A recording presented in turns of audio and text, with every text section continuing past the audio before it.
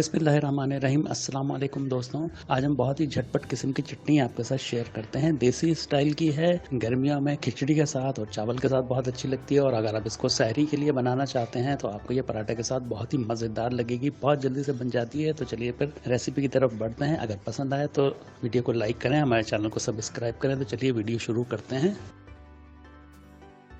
एक पाव प्याज को मोटा स्लाइस कर लिया है इस तरह से, और एक पाव टमाटर को रफली काट लिया है। 4 छोटी वाली हरी मिर्चों को बारीक काटा हुआ है। 2 जवे लहसुन के हैं, बाकी कुछ और चीज़ें हैं। 2 टेबल स्पून ऑयल को गर्म किया, उसमें 1 टीस्पून जीरा डाला है। जीरे की थोड़ी सी खुशबू आई है तकरीबन 30 सेकंड तक, तो उसमें ये प्याज शामिल कर दी। प्याज को हमने मीडियम आंच पर फ्राई करना है। इसका कलर बिल्कुल भी चेंज नहीं करना, बस इसको मोटा मोटा रहने दें, थोड़ी सी नरम हो जाए। जब ये थोड़ी सी नरम हो गई है तो हमने ये 2 बारीक कटे हुए लहसुन और 4 बारीक कटी हुई हरी मिर्चें इसमें शामिल की हैं।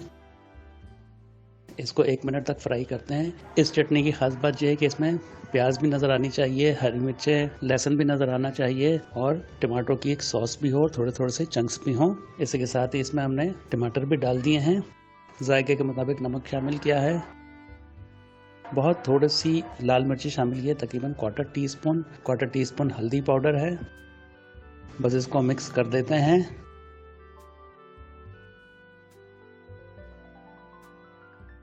अच्छी तरह से मिलाने के बाद इसको लो मीडियम आंच पर 10 मिनट के लिए ढककर पकाते हैं ताकि टमाटर नरम हो जाएं। 10 मिनट के बाद मैंने इसका ढक्कन हटाया है। टमाटर बहुत अच्छी तरह से नरम हो चुके हैं। ये देखिए प्याज भी इस तरह से हमें नज़र आ रही है। तो इसको फ्राई करते हैं, आंच को थोड़ा सा तेज़ करके।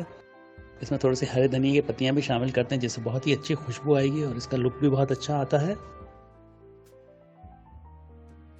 3-4 मिनट फ्राई करने के बाद ये देखिए तकरीबन बिल्कुल रेडी हो गई है। इसमें ऑयल भी ऊपर आने लगा है। इसमें नमक और मिर्च आप अपने टेस्ट के मुताबिक डालें। ये बिल्कुल तैयार हो चुकी है। चूल्हा बंद कर देते हैं, इसको एक बाउल में निकालते हैं। अगर आपको ये झटपट सी चटनी की रेसिपी पसंद आई है तो मुझे कमेंट सेक्शन में ज़रूर अपना फीडबैक दीजिए, और नई आने वाली वीडियो तक के लिए इजाज़त दीजिए।